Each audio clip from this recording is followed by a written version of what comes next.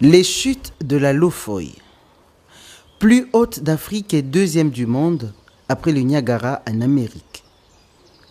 Elle représente l'une de ces merveilles de la planète que la Providence a dotée, la République démocratique du Congo. Localisée dans la province du Haut-Katanga, sur les plateaux de Kundelungu dans le parc national, les chutes Lofoï font partie du patrimoine touristique protégé de la RDC. À 245 km de route de Lubumbashi, l'accès à ce site n'est pas du tout aisé. Ce samedi 22 juillet 2017, à la suite du premier citoyen congolais, Joseph Kabila Kabange et son épouse, nous nous rendons à la découverte de cette merveille de la nature. Au volant de son véhicule 4x4, à côté de son épouse Marie-Olive Lembe Kabila, le chef de l'État prend la tête du convoi.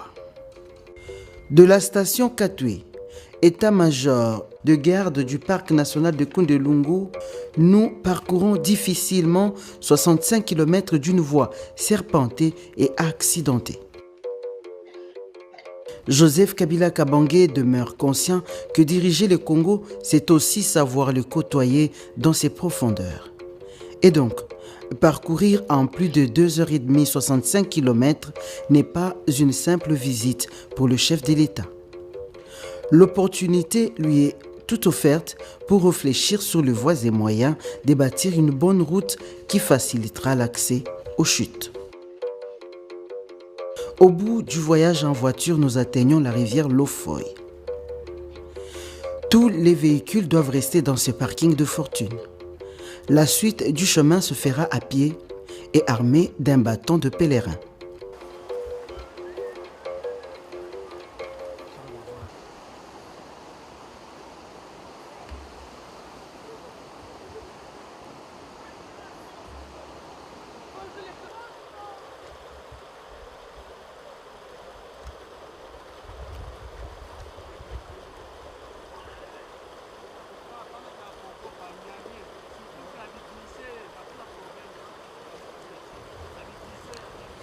Il nous faut traverser la rivière. Pour cela, les guides nous recommandent d'enlever nos chaussures.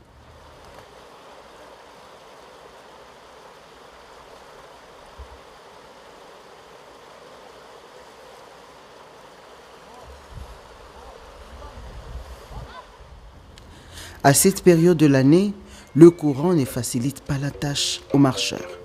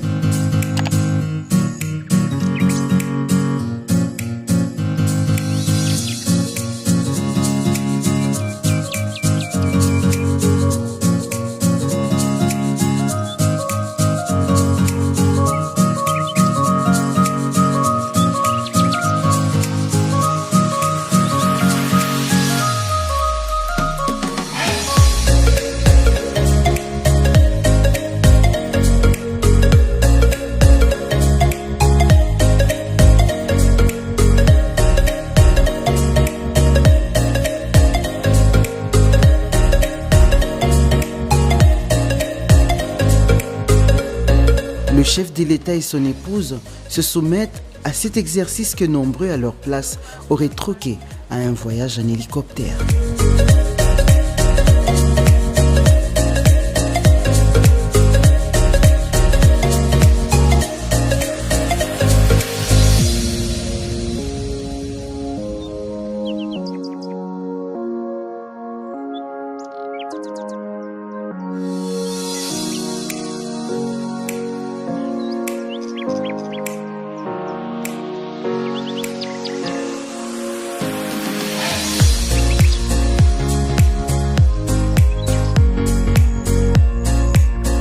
été trop impressionné.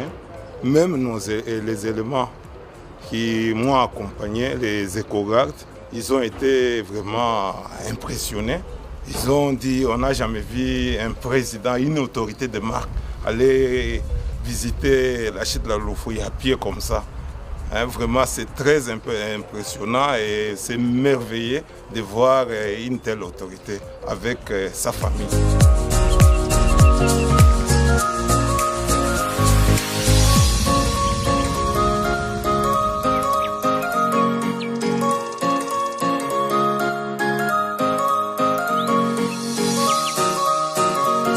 Et nous étions impressionnés de voir la première dame enlever les souliers et aller traverser la Lofouille. Nous étions impressionnés en tout cas. On n'a jamais vu. Elle s'est fait comme une femme du village. Ça, c'est vraiment exceptionnel. De l'autre côté de la rivière, près de 4 km, nous séparent des chutes. Nous devons marcher en suivant une piste qui s'enfuit dans la nature.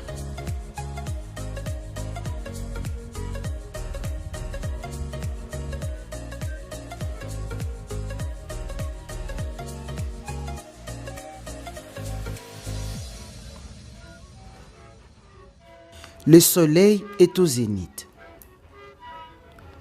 Faisant preuve d'endurance physique, le chef de l'État prend la tête du groupe et galvanise la marche.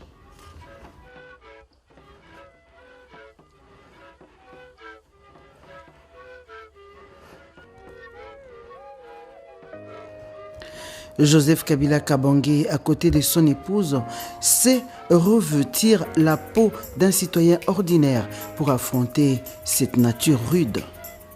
L'objectif est ultime. Le ciel a doté la République démocratique du Congo des plus hautes chutes du continent africain.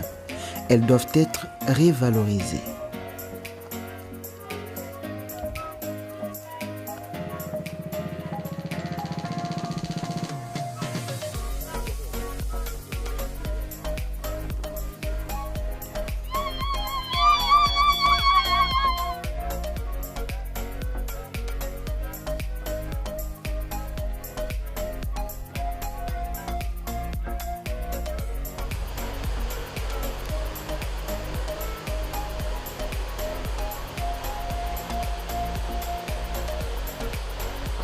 Nous entendons les bruits que laissent les jets d'eau.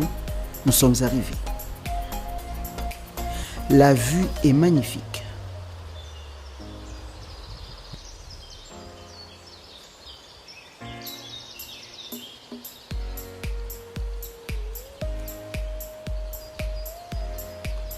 Voici 384 mètres de hauteur de chute d'eau, dont 347 sont en jet direct.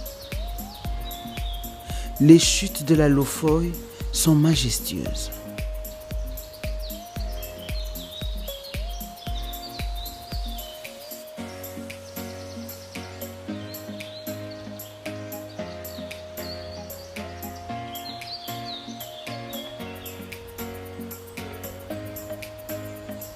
Armé de son appareil photo, Joseph Kabila Kabange immortalise l'instant.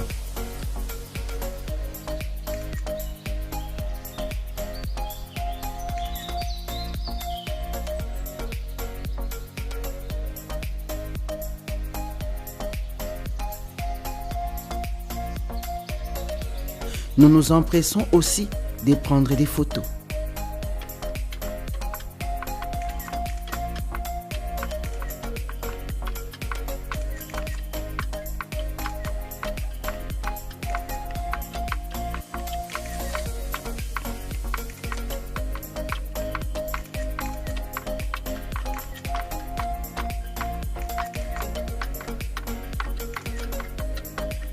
La visite ne sera pas longue. Tous les paysages autour de nous est brut. Aucun confort pour retenir les visiteurs assez longtemps. Il faut chercher à connaître son pays et à contempler les richesses que nous avons. Voilà qui nous fait dire que la présence de Joseph Kabila Kabange sur ces sites n'est pas un fait touristique du hasard. Dans sa pensée, certainement, mûrissent des projets de modernisation et de valorisation de ces lieux pour attirer une grande activité touristique tout autour des chutes de la Lofoye.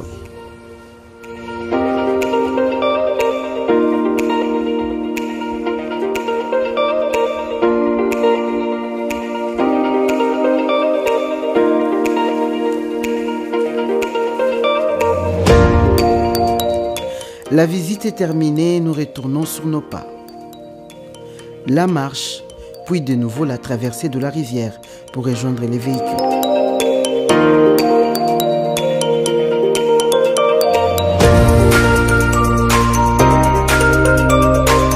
Le couple présidentiel nous démontre à travers cette expérience sa passion pour le Congo.